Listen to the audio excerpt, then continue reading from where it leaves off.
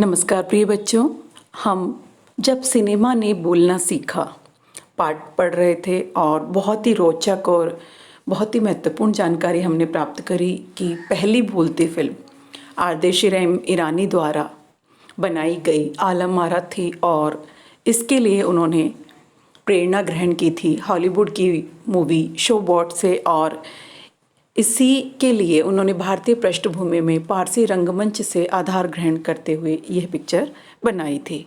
अब आगे देखिए क्या कह रहे हैं आरदेशीर। हमारे पास कोई संवाद लेखक नहीं था, गीतकार नहीं था, संगीतकार नहीं था।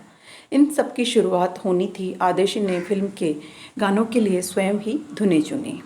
फिल्म के संगीत में महज 3 वाद्य तबला, हारमोनियम, वायलिन का इस्तेमाल किया गया। आलम आरा में संगीतकार या गीतकार में स्वतंत्र रूप से किसी का नाम नहीं डाला गया। इस फिल्म के पहले पार्श्व गायक बने WM खान। पहला गाना था दे दे खुदा के नाम पर प्यारे अगर देने की ताकत है। देखिए, जब बोलती फिल्म है तो उसमें गीत संगीत भी होना चाहिए और इसी ज़रूरत को समझते हुए आरदेशीर ने आलम आरा के लिए जो है गीत तैयार करवाए और उन्होंने बताया कि अलग से कोई गीतकार संगीतकार नहीं था। धुनें भी उन्होंने स्वयं ही चुनी। ये एक प्रारंभ था किसी चीज़ का, तो ये सब चीज़ें ऐसे ही होनी थी। और फिर फिल्म में देखिए जो संगीत दिया गया उसमें जो वाद्य यंत्रों का इस्तेमाल किया गया वो सिर्फ क्या थे, 3 ही वाद्य यंत्र थे, तबला, हारमोनियम और वायलिन का इस्तेमाल किया गया।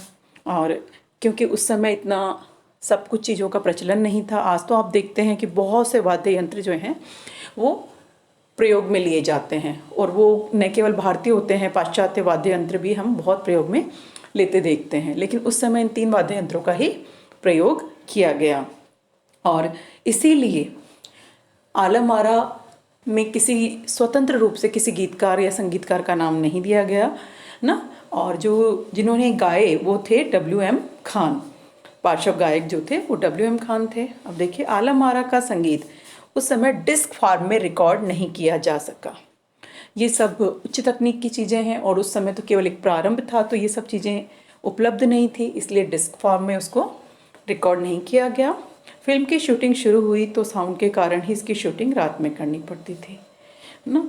अब प्रारंभ था तो उस समय इतना साउंड प्रूफ जो स्टूडियो वगैरह होते हैं वो नहीं थे, तो दिन के समय अगर शूटिंग की जाएगी तो आपको पता ही है क्या होगा। सोचिए, बिल्कुल सही। दिन में सब लोग हम जगते रहते हैं, पशु पक्षियों की आवाज़ है, वाहनों का शोरगुल है, आसपास की जो आवाज़ें हैं वो सब क्या करेंगे, व्यवधान उपस्थित करेंगे। इसीलिए आलम आरा की जो शूटिंग होती थी वो रात के समय होती थी ताकि उस समय बिल्कुल शांत वातावरण में और कोई आवाज़ें जो हैं अनावश्यक दखल पैदा ना करें। मूक युग की अधिकतर फिल्मों को दिन के प्रकाश में शूट कर लिया जाता था, मगर आलम आरा की शूटिंग रात में होने के कारण इसमें कृत्रिम प्रकाश व्यवस्था करनी पड़ी। यहीं से प्रकाश प्रणाली बनी जो आगे फिल्म निर्माण का जरूरी हिस्सा बनी। देखिए, हमने देखा आलम आरा हिंदी सिनेमा के इतिहास में सवाक फिल्मों का प्रारंभ होना है। सवाक फिल्मों के साथ ही गीतकार, संगीतकार, वाद्य यंत्र, इन सब का प्रारंभ होना है। और चूँकि आवाज़ थी पिक्चर में तो फिर साउंड सिस्टम जिसे हम कहते हैं उसके साथ ही प्रकाश प्रणाली भी ज़रूरी इसलिए हो गई क्योंकि दिन में तो शूट किया ही नहीं जा सकता था, रात में शूट किया जाएगा तो फिर कृत्रिम प्रकाश की आवश्यकता, और कृत्रिम प्रकाश की आवश्यकता ने ही जो प्रकाश व्यवस्था है उसको जन्म दिया ना, जिसे आप लाइट एंड साउंड सिस्टम कहते हैं। ये सब आलम आरा की ही देन है।